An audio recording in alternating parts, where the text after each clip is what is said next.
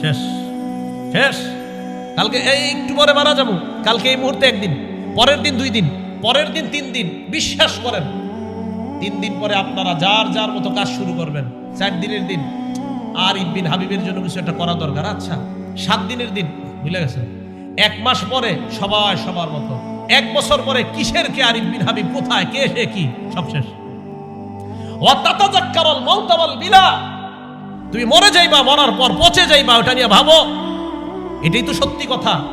আমি আপনি মারা যাওয়ার পর আমার সন্তানাদি, আমার আত্মীয় স্বজন আমাদেরকে দাফন করে দিবে। দাফন করে দেওয়ার পর একটু বলবে এই সে ভালো ছিল, সেই ছিল, সেই ছিল। 2 দিন 3 দিন, আস্তে আস্তে সবাই সবার মতো চলবে। আপনার বাড়ি গাড়ি সব রয়ে গেল।